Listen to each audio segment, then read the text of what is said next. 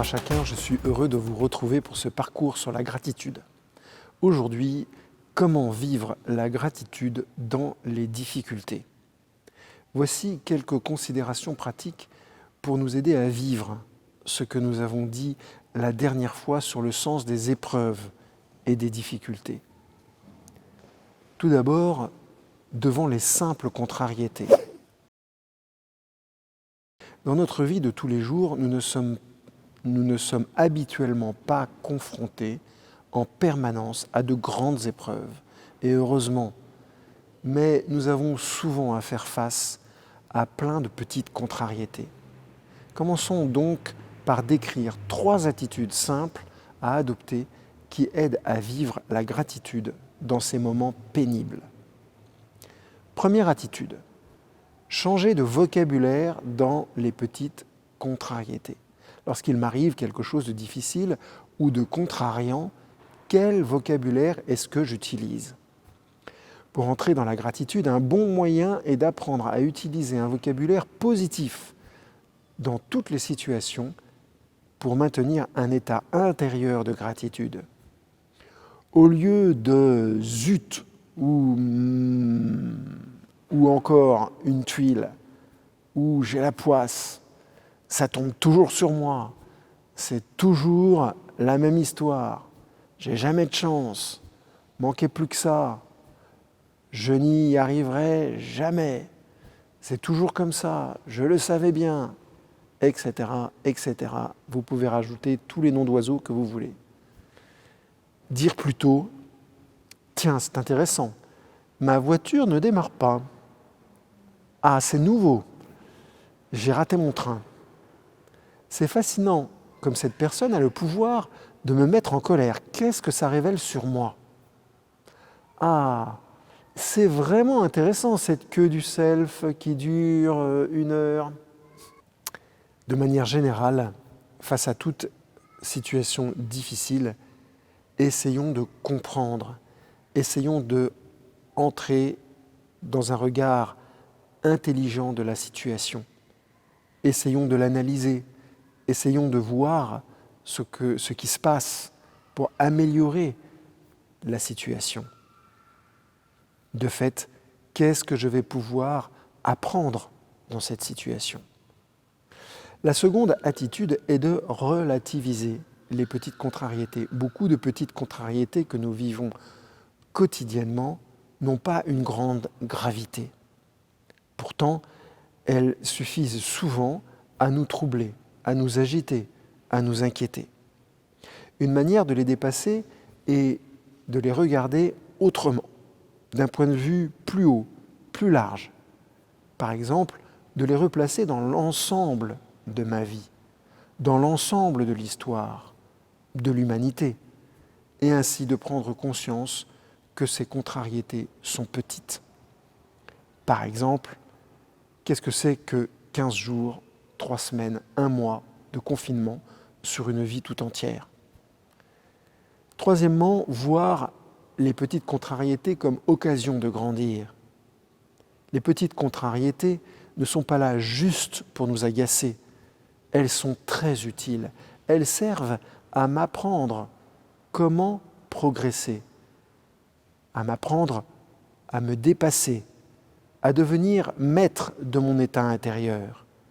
Elles sont un entraînement du point de vue de la vertu de gratitude pour pouvoir affronter plus tard de plus grandes épreuves. C'est un peu comme de la musculation. Après les petites contrariétés, voyons maintenant comment vivre la gratitude en temps d'épreuve. Là encore, 3 attitudes possibles. La première, se souvenir des moments bénis de ma consolation lorsque nous sommes dans la désolation.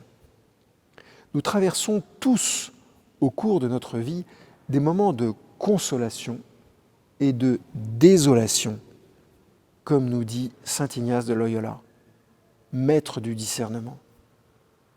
Nous sommes dans la consolation lorsque nous vivons des mouvements intérieurs qui nous donnent de l'élan, nous dynamisent, nous donnent la paix, la joie, la confiance, l'amour.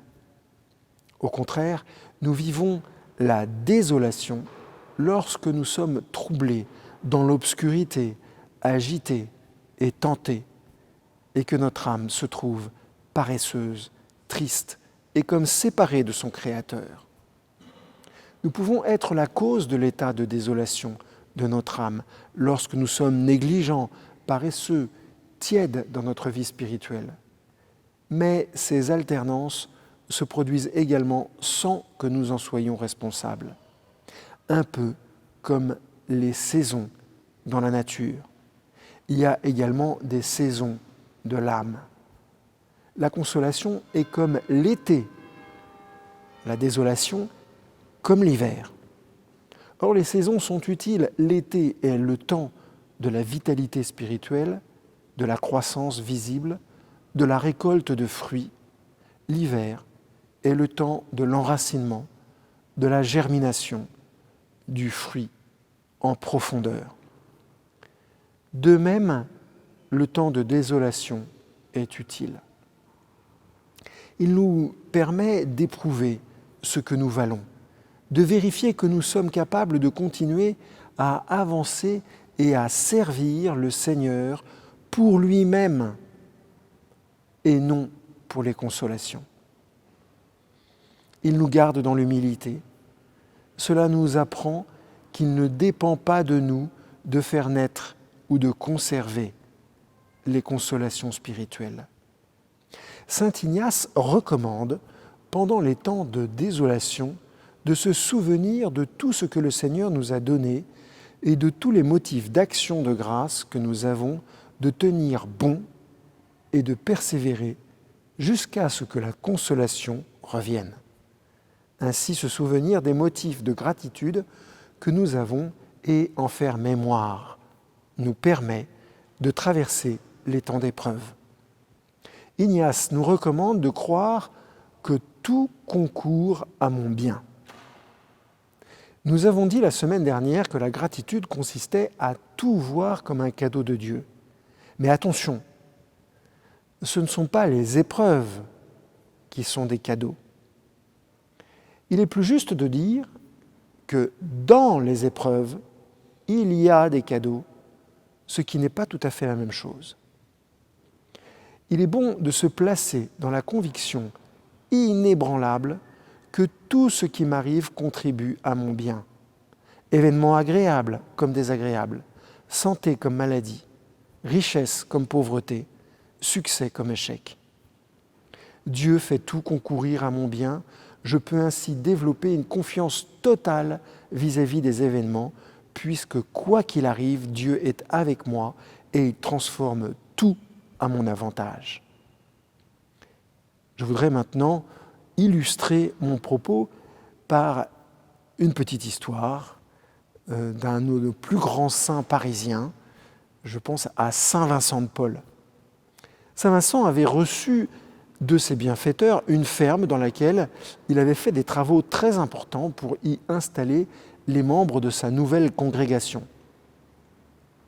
Bien des années plus tard, pour une raison inconnue, le tribunal prononce un arrêt qui déclare illégale cette donation. Saint Vincent perd tout, y compris les frais engagés pour les travaux des bâtiments. « Dieu soit béni !» s'écria M. Vincent. Un cri qu'il répéta 5 ou 6 fois avec une ferveur croissante. Il se rendit ensuite à l'église, où il demeura longtemps en prière, puis il annonça cette nouvelle à ses proches collaborateurs en expliquant « Estimons que nous avons beaucoup gagné en perdant, car Dieu nous a ôté avec cette ferme la satisfaction que nous avions de la voir, et celle que nous aurions eue d'y aller quelquefois.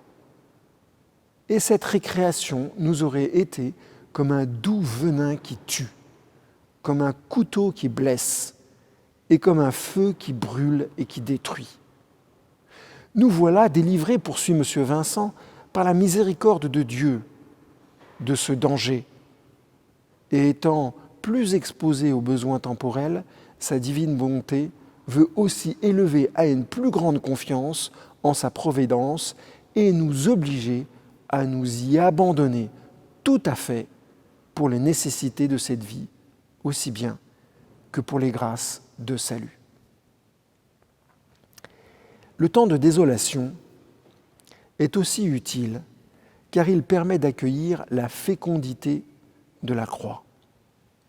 En effet, dans nos vies, il y a des épreuves qui sont de véritables croix, c'est-à-dire qu'elles sont comme la croix de Jésus, disons-le très simplement, un lieu de mort pour nous.